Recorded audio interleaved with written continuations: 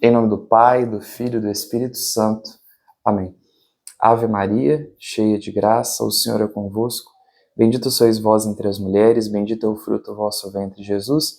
Santa Maria, Mãe de Deus, rogai por nós, pecadores, agora e na hora de nossa morte. Amém. Nossa Senhora, Mãe do Infinito Amor, rogai por nós. Em nome do Pai, do Filho e do Espírito Santo. Amém. Olá, pessoal, sejam bem-vindos mais uma vez aí ao nosso canal. Eu peço de antemão, como sempre, curta, compartilhe, envie o nosso conteúdo para os seus amigos. Nós precisamos dessa ajuda, nós não trabalhamos com nenhum tipo de marketing. O meu marketing é a ajuda de vocês, a ajuda dos meus amigos, que nos ajudam aí a mandar, a enviar este conteúdo para outras pessoas. Bem, no dia de hoje a gente quer conversar sobre um tema aí bastante importante, que é dito, conversado, né? Por muitas pessoas mundo afora, no espectro da religião, mas também em relação à ciência, que é, na verdade, sobre a existência de Deus. Bem, falar sobre a existência de Deus é um assunto complexo, um assunto interessante, mas uma coisa principal a gente precisa dizer logo de cara. É impossível conhecer uma pessoa a não ser por uma experiência pessoal. Sendo Deus uma pessoa, como a gente vai ver isso, não só no âmbito teológico, mas no âmbito filosófico, sendo Deus uma pessoa, nós só podemos conhecer esse mesmo Deus através de uma experiência com essa mesma pessoa que é Deus. Não adianta a gente tentar fazer um discurso lógico sobre a existência de Deus. Lembre, eu já conversei em outros vídeos com vocês, nós temos, segundo Aristóteles, 4 tipos, então, de discurso. Né? A gente tem a poética, a gente tem a retórica, a gente tem a dialética e a gente tem a lógica. A poética, como a gente sabe, é a arte da possibilidade. Nós temos a retórica. No caso da retórica, o objetivo dela não é chegar à verdade, mas convencer alguém de alguma coisa. Eu posso fazer uma comparação aí com, por exemplo, o trabalho do advogado. O advogado não tem o objetivo de levar a verdade ao tribunal. O objetivo dele é convencer o juiz da sua causa, em benefício do seu cliente. É basicamente isso. Então não há um compromisso com a verdade, há um compromisso com você dizer a outro, provar a outro aquilo que você acredita. Existe a dialética, que nós vamos fazer, então, que é a melhor maneira, segundo Aristóteles, de se chegar ao conhecimento da verdade, que é eu pegando os prós e os contras de uma determinada tese e fazendo aí o confronto entre essas mesmas teses. E tem a lógica, que é, digamos assim, um discurso do professor, que tem digamos, uma lógica interna em relação a esse mesmo discurso, que é um discurso que faz sentido. Né? Bem, e a lógica, obviamente, não é, de nenhum modo, a melhor maneira de se chegar à verdade. Existem muitas coisas que têm lógica, mas nem por isso são verdade. Existem coisas que fazem sentido. Eu posso dar algumas explicações aqui para vocês sobre um determinado assunto.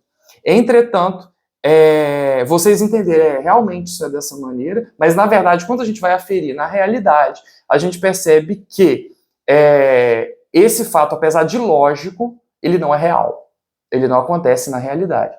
Então, como diz Aristóteles, eu já disse isso, a melhor maneira é de chegar à verdade através do discurso da dialética. Mas aí, mundo afora, existem muitas pessoas que tentam, desde muito tempo, fazer argumentações lógicas sobre a existência de Deus. O próprio São Tomás de Aquino fez isso, mas qual era o objetivo de São Tomás fazendo esse discurso, né, sobre a existência de Deus? O objetivo, o que ele conseguiu dizer ali, é que é mais provável que Deus exista do que ele não exista. Então, é mais provável a existência de Deus do que a não existência de Deus. E ele apresentou aí argumentações para isso.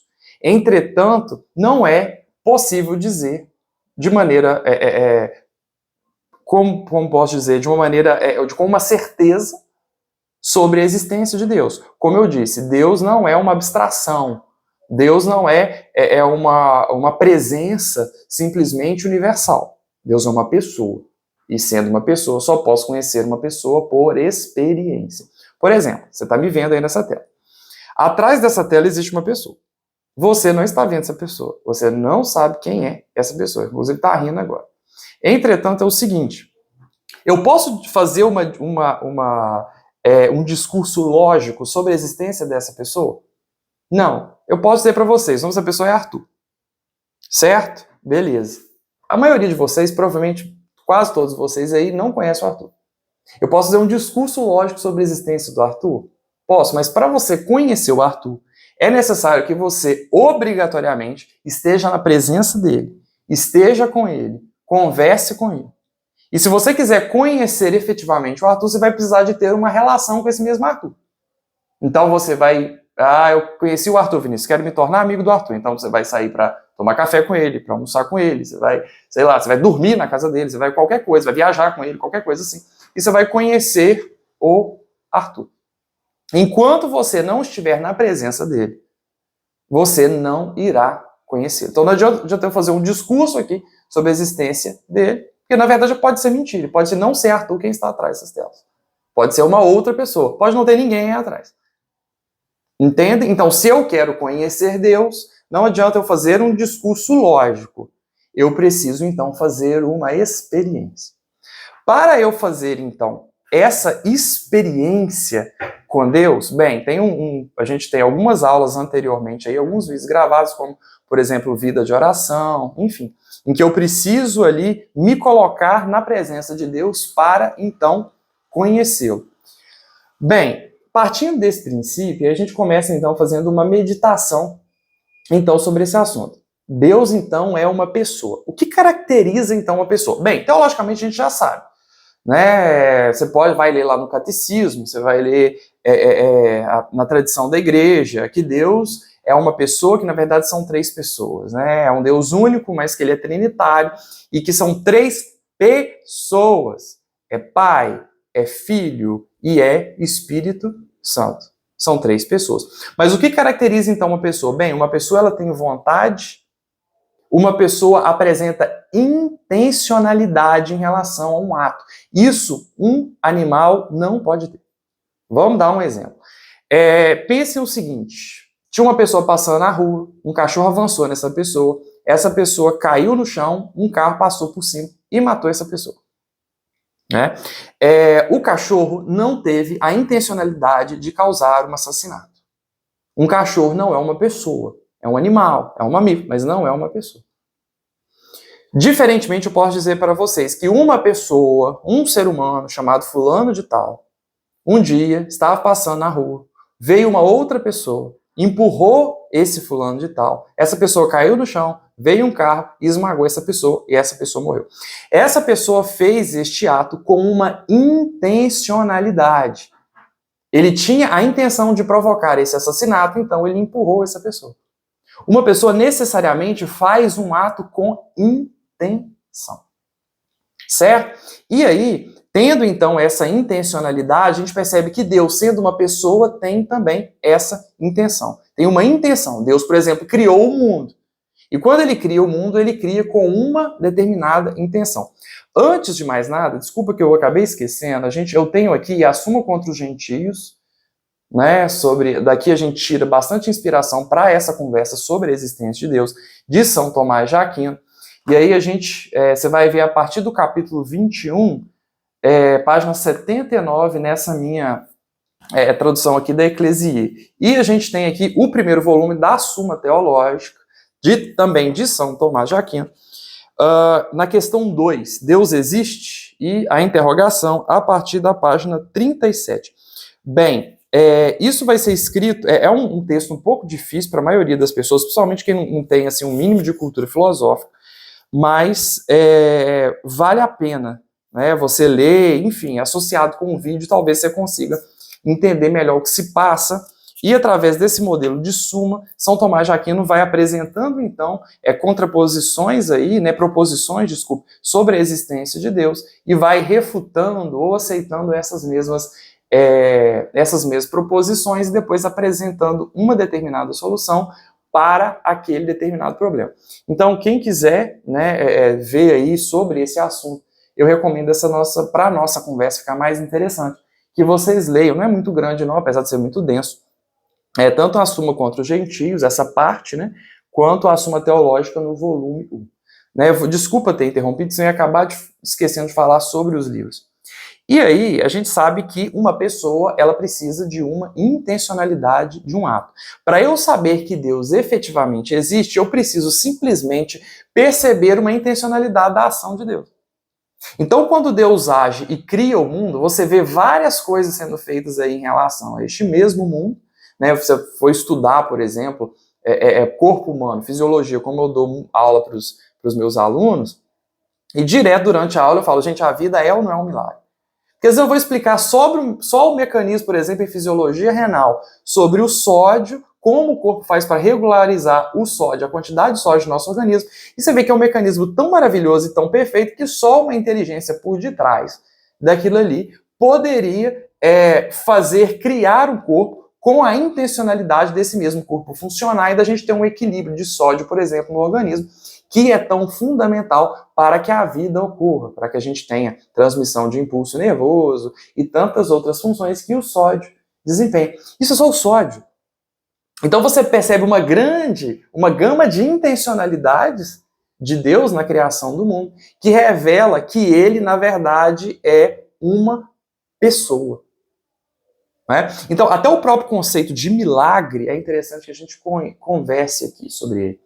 As pessoas querem entender o milagre como alguma coisa que fura o natural. Então, o que é o sobrenatural? O sobrenatural é uma coisa que fura o natural. Então, você tem uma coisa que é natural a pessoa morrer de câncer, aquele câncer vai e some, e aquilo ali é algo que furou o natural, então é um sobrenatural, é prova de existência de Deus. Não tem nada disso. Um milagre, né, é uma ação de Deus que revela um conjunto de ações com uma determinada intenção. Você pode olhar, por exemplo, alguma situação na sua vida que você precisava muito difícil de acontecer e você achava que aquilo era impossível. Mas aí você começou a fazer aquilo. E uma sucessão de coisas foi acontecendo, coisas que você não esperava, que ajudou para que aquele determinado fato viesse, então, a acontecer.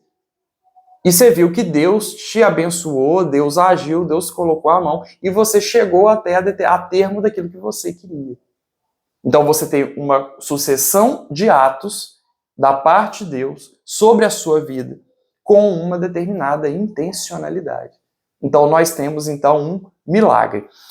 Olha só, quando você vê, eu fazer uma comparação, talvez por meio dessa comparação a gente consiga visualizar melhor isso. Pensem o seguinte,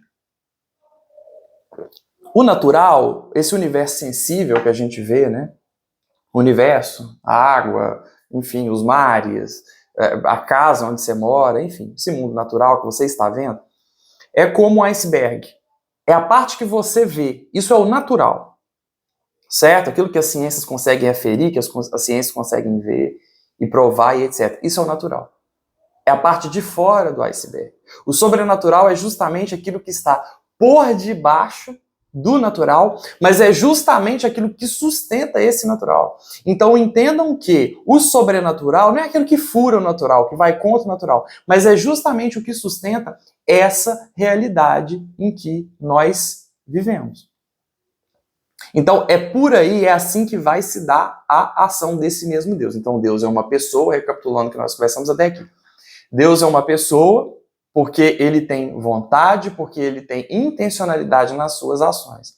Sendo então Deus uma pessoa, né, esse mesmo Deus age no mundo e cria o mundo. E, por exemplo, Jesus que se encarna, que é Deus e que cura, né, doentes, por exemplo.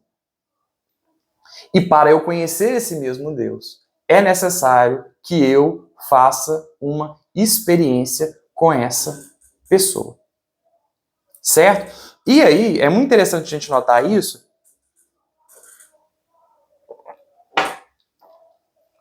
Pode abrir, sem problema.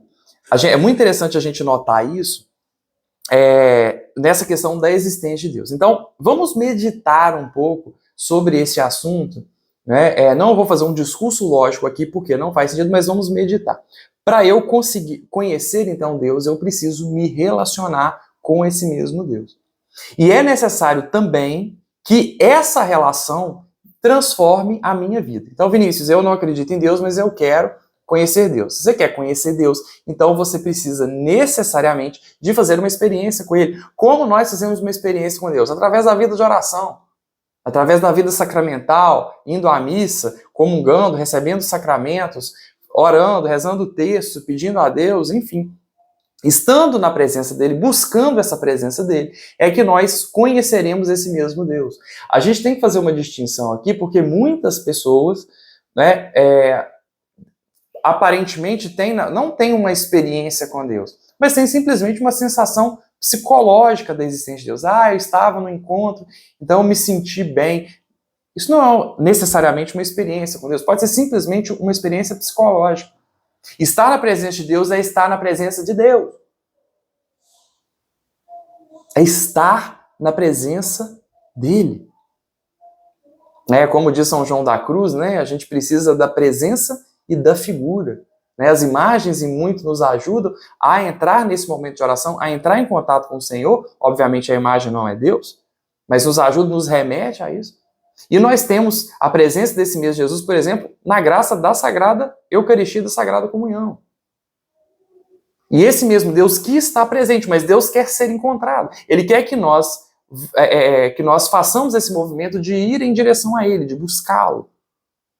E aí cabe a nós buscar esse mesmo Deus, ir atrás desse mesmo Deus, estar na presença dele, buscar um relacionamento com Ele. Algumas pessoas até fazem uma experiência a princípio com o Senhor. Conhecem Deus a princípio, mas depois não aprofundam nessa relação. Se você, por exemplo, você pode me conhecer. Você esteve uma vez comigo, você pode dizer que me conhece a partir dessa uma única vez que você esteve comigo. Entretanto, a gente não desenvolveu uma relação, a gente não desenvolveu uma amizade, e aí essa relação acabou por aí mesmo, acabou por este único encontro. Você pode até dizer que me conhece, mas me conhece parcialmente. Sabe simplesmente que eu existo, mas não sabe quem eu sou de verdade. Então a gente precisa crescer nesse nosso relacionamento com Deus se a gente quiser, de fato, conhecer a Deus. Então, aumentemos então essa amizade. Quando a gente gosta de alguém, você está apaixonado, você chega para uma mulher, para um homem, e você quer conhecê-lo, você vai atrás dele, atrás dela, e tenta uma amizade, para que essa amizade depois se torne um relacionamento, ou mesmo uma amizade. Gostei do fulano, vou virar amigo dele ou dela. E aí um dos dois vai ter que dar um passo de conhecer. E aí você começa a conhecer aquela pessoa. A princípio você tinha uma expectativa, depois você vê que essa pessoa não é legal para ser minha amiga, não. Ou você pode falar assim, poxa, eu quero me tornar amigo dessa pessoa. E aí você se torna amigo dessa pessoa e você vai então conhecendo essa pessoa. Para conhecer Deus, saber da sua existência, se Ele existe efetivamente, eu preciso fazer uma experiência com Ele. E para eu dizer que eu conheço Deus, é necessário, obviamente, que essa mesma experiência me transforme. Vejam, por exemplo, o que Santa Teresa viveu, que foi, por pouquíssimos segundos, ela teve uma visão imaginária de Nosso Senhor Jesus Cristo, atado, o bom Jesus, ela viu o bom Jesus numa visão imaginária por poucos segundos, aquilo transformou e santificou Santa Teresa de uma maneira absurda. O místico muitas vezes mostra isso para nós. Às vezes o místico leva uma vida inteira de sofrimentos, dores, o místico vive uma vida inteira de oração, uma vida inteira de jejuns, e ele passa fome, ele sacrifica, ele reza o dia inteiro, ele reza de madrugada, ele tem aquela vida de oração intensa. Aí ele tem uma experiência com Jesus aí por 10 segundos. Uma experiência mística. E aquilo ali transforma a vida dele para o resto da vida dele. Certo? Obviamente, não conheceremos todos dessa maneira tão sobrenatural, mas conheceremos Deus através dessa experiência com esse mesmo Deus. De um Deus que é uma pessoa e não um abstrato. Certo? E aí a gente pode meditar, como eu falei, sobre essa mesma existência. Entrando, então, num âmbito, digamos assim, mais filosófico. Bem, existem dois tipos de filosofia. A filosofia, digamos, que é uma filosofia positiva, e a filosofia que é uma filosofia negativa. No caso da filosofia negativa, é a compreensão de que, a ideia, de que não existe Nada. Nunca existiu, primeiramente, um nada, e depois desse nada veio a existir alguma coisa. Isso a gente chama de filosofia negativa. E tem também a filosofia positiva. A filosofia positiva diz, olha, sempre houve alguma coisa. É como a filosofia, toda a filosofia de Mário Ferreira dos Santos, que é o maior filósofo brasileiro, né, que diz o seguinte, do nada, nada pode haver. Né? Alguma coisa há. Então, o que é essa defesa dessa filosofia positiva? É essa compreensão de que sempre existiu alguma coisa. E que não é possível ter dado um momento da existência em que não existia nada. Certo? Então, tá, Vinícius, esse papo filosófico. E para nós católicos? Aí a gente vai entrando nessa realidade. Vamos lá atrás. Mais de 5 mil anos atrás, né, Moisés aparece numa sarça ardente. E quando Moisés aparece numa sarça ardente, Deus revela, né, você vai sair daqui, você vai para o Egito, você vai passar você vai sair do Egito, você vai para a Terra Prometida, você vai atravessar o deserto, e etc, etc. E aí Moisés, né, eu vou falar para eles o quê? Quem é você? Olha, ele diz assim, eu sou aquele que sou, eu sou, Javé. A profundidade filosófica que essa simples revelação de Deus a Moisés fez é absurda. Perceba primeiramente o seguinte, Moisés fez uma experiência com Deus. Então Moisés tinha sua vida ali, etc, tinha aquela vida ali no meio dos egípcios, apesar de ter uma origem judia e parará, né? E aí ele faz o quê? Uma experiência com Deus. Uma sarça começa a arder, atrai ele, ali aquela sarça começa a falar, eles começam a conversar. Ele faz ali uma experiência. Eu não estou falando que todas as pessoas terão a experiência de que uma sarça vai arder, de que vai conhecer essa pessoa. Mas Moisés estava na presença de Deus. E justamente o atributo para compreender que Deus existe é justamente a ação de Deus. Isso os judeus, né, no Antigo Testamento, a gente percebe muito isso, dessa necessidade de uma intencionalidade e de uma ação efetiva de Deus na realidade para eu compreender que aquele Deus de fato existia. Tem um episódio extremamente interessante do Antigo Testamento em que, né, o grande Elias, o grande profeta, o pessoal estava adorando um Deus, se não me engano, Baal. E aí, ele estava lá estavam adorando, e Elias vem, olha, o Deus verdadeiro não é esse, né? O Deus verdadeiro é o Deus dos nossos antepassados, parará, esse Deus de você é falso. E aí, ele fez uma proposta. Ele falou o seguinte, levanta, Elias era de uma fé e de uma coragem, eu tenho uma admiração profunda por Elias, até a maneira, Elias era um homem muito corajoso, era um homem de verdade, o resto é conversa. E aí, Elias chega, né, para o povo e diz assim, olha, levanta aí, apresente as suas oferendas no altar e reze ao seu Deus. Eu vou apresentar as minhas oferendas ao meu Deus.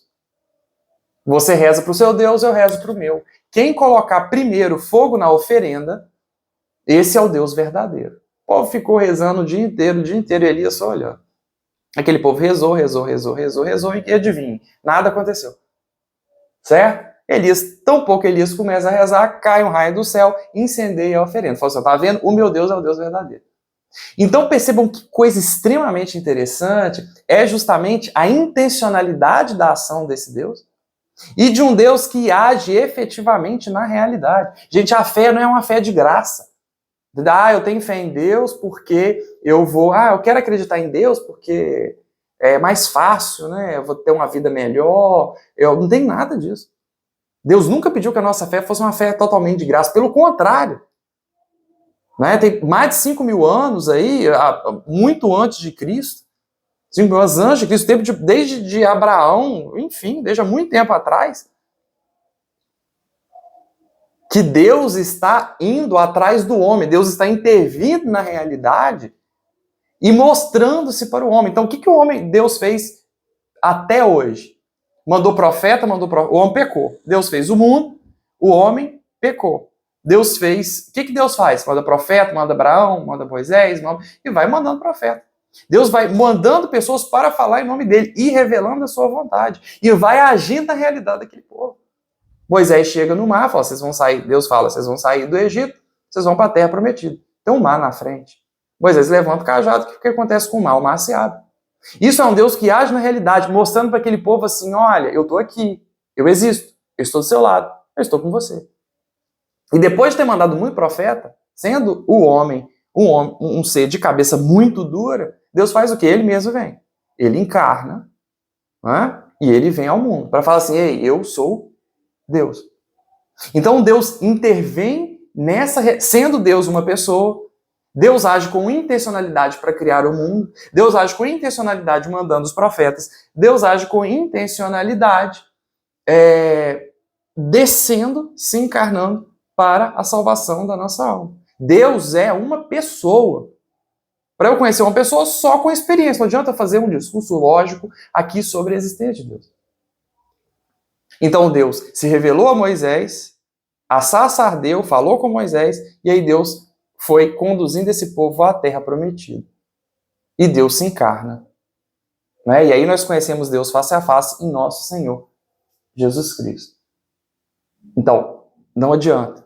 Essas discussões todas que tem na internet, que é em programa mundo afora, tantas pessoas discutindo sobre isso, falando, isso é conversa fiada. Ficar tentando fazer uma discussão lógica sobre a existência de Deus. Se você quiser conhecer Deus, conheça-o por experiência.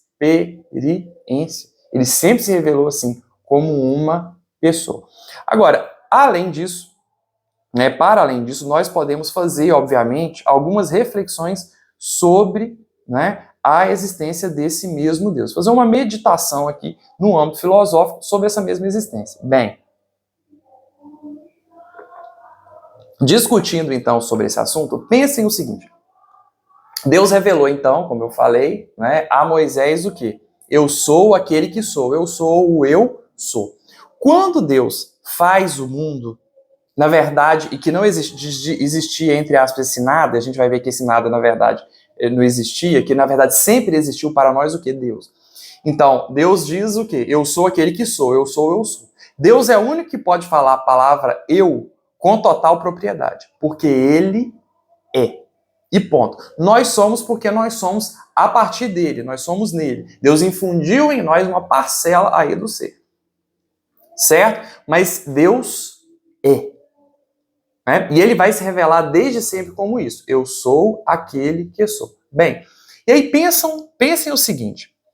A igreja diz que Deus fez o mundo, então, a partir de si próprio.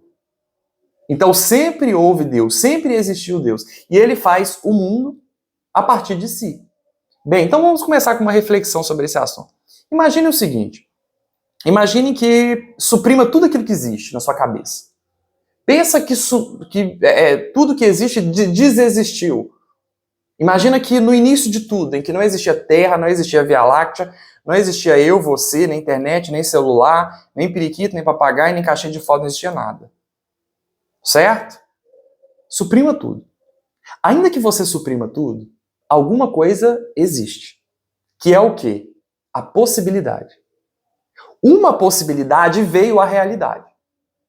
Essa possibilidade que veio à realidade, pelo menos uma possibilidade sempre existiu, que é a possibilidade das coisas serem como elas são. Não é? Meu nome é Vinícius, eu tenho olho claro, eu tenho hoje 32 anos, meu aniversário é tal dia, eu sou filho do João e da Ireni, e papapá, papapá. E eu poderia ir dizendo isso. Esse mundo, concebido como ele for, ainda que ele não existisse, ele seria uma possibilidade. Porque ele é uma possibilidade que veio, então, para a realidade. Agora pensem vocês que existiam as múltiplas possibilidades que existiam para este mundo. Então existiam diversas possibilidades para esse mundo. Imagina que o Vinícius existiria o mesmo mundo e um Vinícius com o olho castanho. Um mesmo mundo em que a água não seria H2O, mas seria o H3O. Só uma brincadeira, obviamente. O mundo de diversas possibilidades. Imaginem todas as possibilidades juntas, certo? Todas as possibilidades deste mundo. E aí a gente precisa compreender o seguinte. O conjunto de todas as possibilidades é também o conjunto próprio do ser, porque só pode ser aquilo que é uma possibilidade. E sendo uma possibilidade, é porque há uma essência. Aí vamos entender, então, o que é essência. Essência é aquilo que um ente é, independente de ele existir ou não. Aí a gente faz uma divisão aqui. Bem, por exemplo, há aquela argumentação de ateu. Deus não pode criar um quadrado de 3 lados. Se Deus não pode criar um quadrado de 3 lados, então Deus não pode tudo. Deus não é onipotente, Deus não existe. Desculpa, é um argumento totalmente retardado, para dizer o mínimo. Bem, olha só, um quadrado de 3 lados, ele não tem essência, porque um quadrado naturalmente tem 4 lados. Se um quadrado de 4 lados ele não é uma possibilidade real, ele não tem essência. Se ele não tem essência, ele não faz parte do ser. Se ele não faz parte do ser, ele não faz parte de Deus. Se ele não faz parte de Deus, ele nunca vai ser feito. Deus nunca vai fazer um quadrado de 3 lados. Sabe por quê? Não é porque ele não é onipotente. É porque Deus não vai criar nada que seja fora dele. Aquilo que não tem essência não está dentro do ser. Aquilo que não tem essência não está dentro de Deus. E Deus, obviamente, não vai criar alguma coisa que esteja fora dele. O que existe na realidade necessariamente precisa estar em Deus. Deus é a unidade do real. E sendo Deus a unidade do real, o real inclui, quando eu falo real, pessoal, o real inclui não apenas aquilo que eu vejo e toco, mas na verdade o real é o conjunto de todas as possibilidades. Então quando Deus fala lá atrás, eu sou aquele que sou, o que ele está dizendo? Eu sou, eu sou, eu sou. Nele estão todas as essências. Por consequência, estão todas as possibilidades.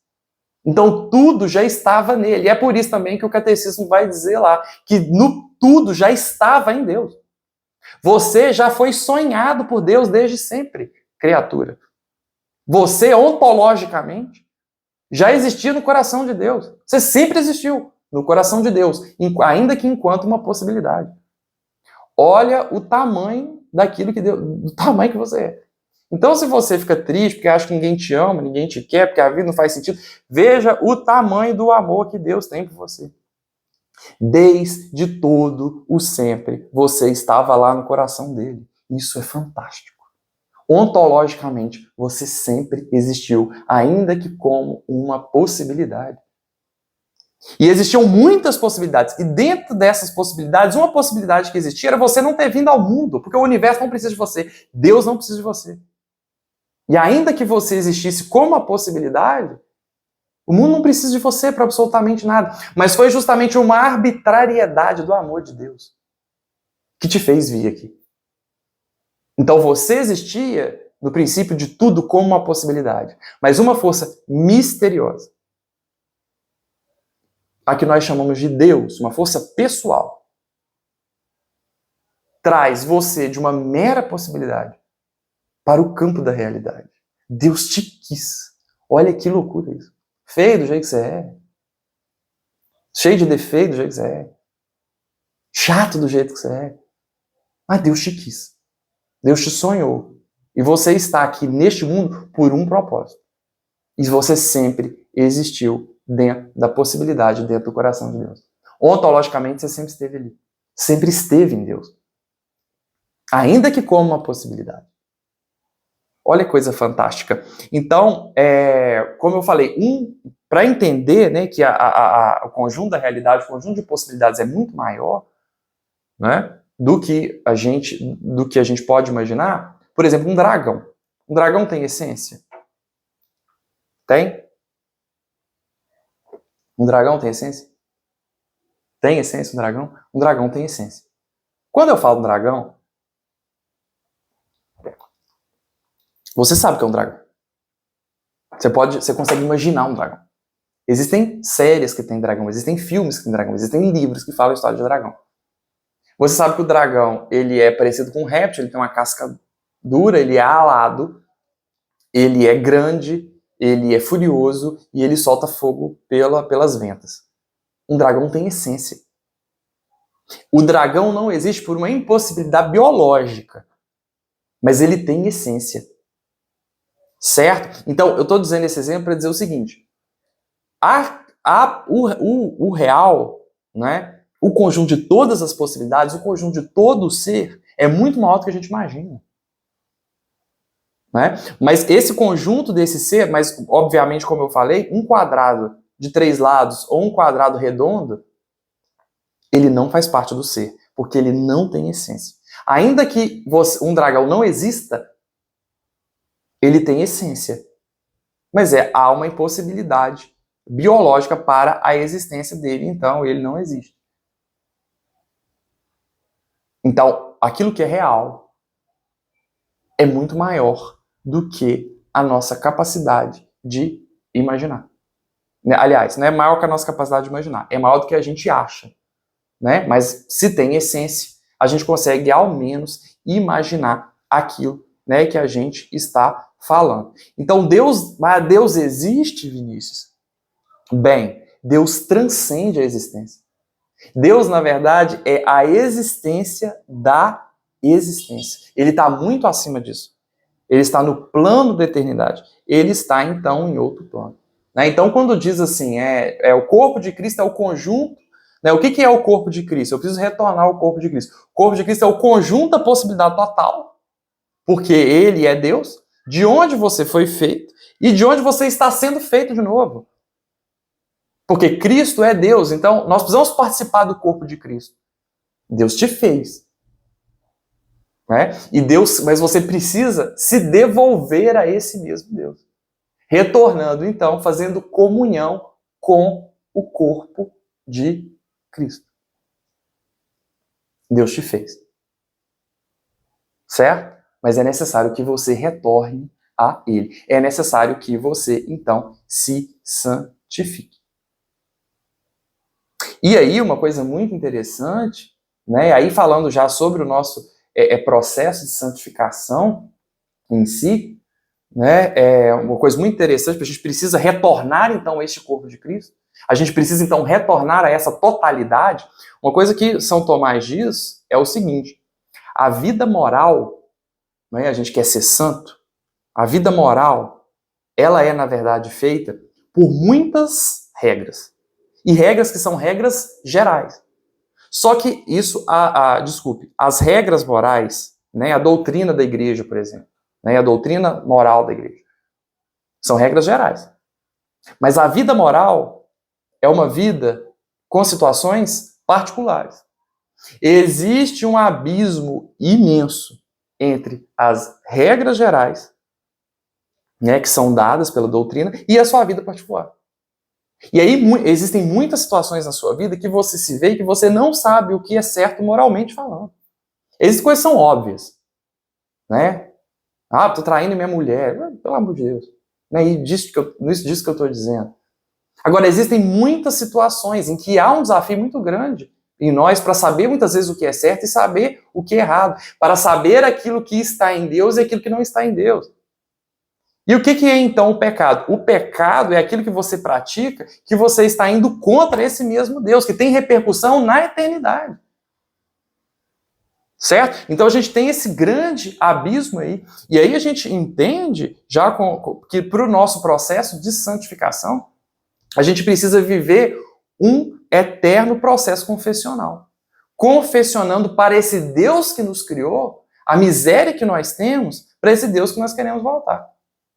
E o ato de confessar, a gente entende muito bem que São Tomás Santo Agostinho, não é uma análise simplesmente dos meus atos, porque muitas vezes a gente não sabe o que é certo e o que é errado, muitas vezes a gente anda confuso em relação a isso. A gente não sabe como agir, mas na verdade, você pedir a Deus que Deus te mostre os seus pecados.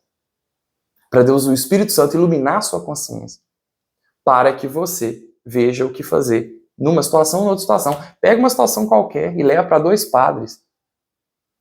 Pode ser que você receba 2 conselhos diferentes. Né? Onde está o certo e o errado em relação a isso? Uma coisa que eu rezo muito na minha vida e peço: Senhor, se necessário for, me humilhe, mas me mostre os meus pecados. Porque é necessário que o Espírito Santo de Deus ilumine, nos mostre quem nós somos.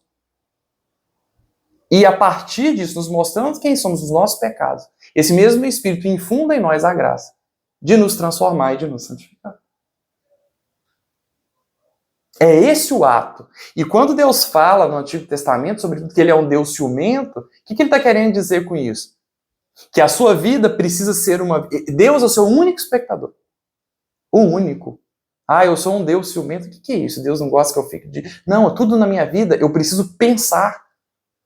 Estar sempre meditando todas as minhas atitudes, colocar as minhas atitudes e a minha vida na presença dele. Deus é o único espectador. O próprio modelo de santidade pode ser uma encenação teatral. Cuidado com isso. Cuidado com isso. Quando, na verdade, eu vou viver um teatrinho para eu mostrar para o padre da minha paróquia ou para o meu amiguinho que eu sou santo, eu sou bonzinho. Não. O seu único espectador é Deus. E nisso ele é muito ciumento. Ele não admite que você tenha, então, outros espectadores.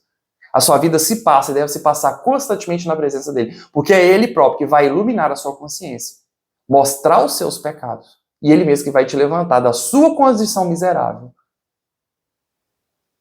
te acendendo e te dando a graça da santificação, para que você retorne a ele. Você saiu dele e você retorna para esse mesmo Deus. Então é nesse contexto. Então entenda esse Deus ciumento. Entenda que você é o único, Deus é o seu único espectador. E que tudo que você age, pensa e faz precisa estar na presença dele, para ele ver, para aquilo que ele vai dizer ou que ele vai pensar. Qual é a sua opinião? Não interessa a sua opinião, interessa a opinião de Deus sobre esse assunto. Interessa a opinião de Deus sobre essa atitude. Mas como eu falei, entre as regras morais, a doutrina moral e a nossa vida particular, existe um abismo, a vida de oração constante. Jesus me mostra quem eu sou. Jesus transforma a minha conduta. Jesus faz de mim um ser humano melhor. E aí você ter essa sinceridade de entender que você é nada, e que sendo esse nada, é esse mesmo Deus que há de te levantar e de transformar a sua vida. Então nós viemos dele e nós retornaremos para ele, fazendo parte então deste corpo de Cristo, que de onde nós vimos e para onde nós precisamos voltar. É necessário então essa comunhão com esse Deus, para que a gente então efetivamente se santifique.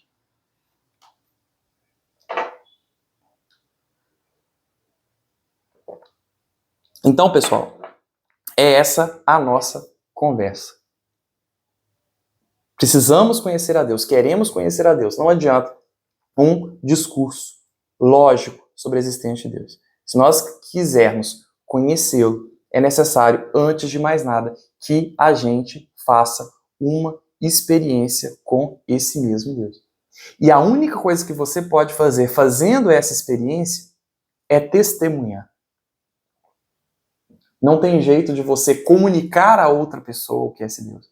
Essa pessoa precisa fazer por conta própria a experiência. Eu não posso fazer você ter uma experiência com Deus. Isso seria totalmente impossível. Você tem que fazer por você mesmo. Só você pode se dar esse favor.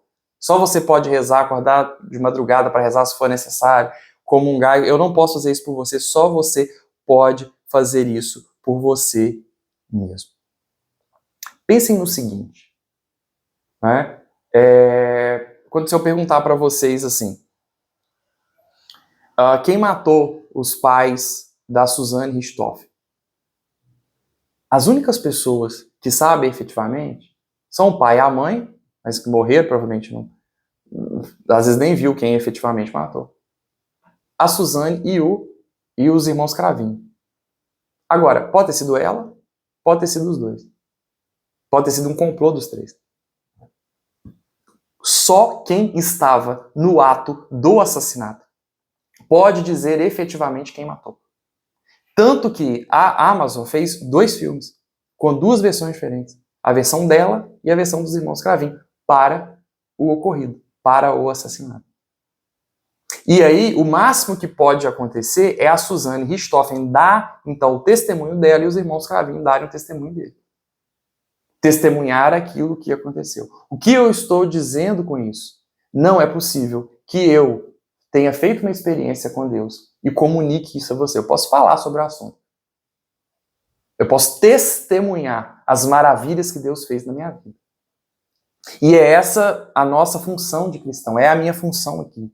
Testemunhar as maravilhas de Deus o tempo inteiro, através de simples vídeos de YouTube, ou quando me chamam para pregar, ou através do atendimento, ou na minha vida pessoal. É isso que Deus quer de mim, que eu testemunhe a experiência que eu fiz com Ele. No próprio Evangelho, eu já falei isso na aula de São Tomás, e eu repito, quando vem os discípulos de João perguntar, João mandou perguntar se é você ou se a gente tem que esperar um outro Messias. Ele falou assim, olha, diga para João o que vocês estão vendo e o que vocês estão ouvindo, os milagres e as graças que acontecem. Olha um Deus aí revelando uma intencionalidade, revelando uma ação efetiva no mundo, revelando uma ação e pedindo apenas que as pessoas ali façam o quê? Testemunhem aquilo que elas viram. Agora, a experiência é só de quem esteve na presença. Jesus morreu, Jesus ressuscitou, Jesus foi para o céu, mas ele continua presente. Deus continua presente. E quer um relacionamento com você. E agiu na sua vida agiu na sua vida e continua agindo. Te mandando pessoas, te mandando amigos, te mandando este vídeo. Não é você que tem dificuldades em relação a saber se Deus existe ou não. Te mandou esse vídeo para que você então faça uma experiência com Ele. Experiência essa que eu não posso fazer por você, mas que só você pode fazer por você mesmo. Por hoje é só, pessoal. Obrigado aí pela atenção. Mais uma vez, envie o nosso conteúdo para os seus amigos. Nos ajude a evangelizar. Curta, compartilhe, né? Envie aí. Faz rapidinho. Você consegue aí clicar no link, mandar aí então, né, no seu grupo da família. Enfim, nos ajude a evangelizar, a chegar a mais pessoas, porque eu não tenho marketing, não sou patrocinado, obviamente. Quem vai querer patrocinar? Não sou patrocinado. E, na verdade, a nossa propaganda aqui, né, é a sua ajuda. Então, nos ajude a evangelizar e faça uma experiência com esse mesmo Deus. Ao invés de simplesmente ficar buscando um motivo lógico de ele existir ou de ele não existir. E cuidado com a má literatura. Eu me lembro uma vez que eu atendi uma menina no grupo de oração, que estudava muito, muito estudiosa, mas que chorava e queria saber se Deus existe, se Deus não existe, mas e isso, mas e aquilo. Muito trabalhada na escola, né? Infelizmente as pessoas trabalham muito isso, o ateísmo tem crescido muito no mundo, e a gente tem cada vez mais, muitas pessoas da Europa se dizem ateias hoje em dia, isso tem crescido bastante, infelizmente, porque as pessoas não têm, né, interesse em conhecer quem é Deus. E aí ela, desesperada com isso, eu convido vocês a ter muito cuidado, né? Os pais fiquem espertos em relação aos filhos, aquilo que é ensinado na escola, dito nas escolas, porque os professores muitas vezes têm o objetivo de ensinar não português e matemática, mas simplesmente ideologia, né? E nessa aí muitas pessoas perdem a própria alma. Eu lembro de professores ateus que eu tinha, e que tentavam de todo modo nos convencer de que Deus não existia. Eu, graças a Deus, sempre me afastei disso. Motivo pelo qual eu buscava nem estudar filosofia, porque eu achava que ele me fazia mal, porque os professores de filosofia, sua maioria, eram ateus ou qualquer coisa próxima. Eu fui me reconciliar, né, há pouco tempo com a filosofia, mas buscando os bons autores, né? Então, muito cuidado com essas porcarias que a gente tem consumido mundo afora. Obrigado. Glória ao Pai, ao Filho e ao Espírito Santo, como era no princípio, agora e sempre. Amém. Nossa Senhora, Mãe do Infinito Amor, rogai por nós, em nome do Pai, do Filho e do Espírito Santo. Amém. Até mais, pessoal.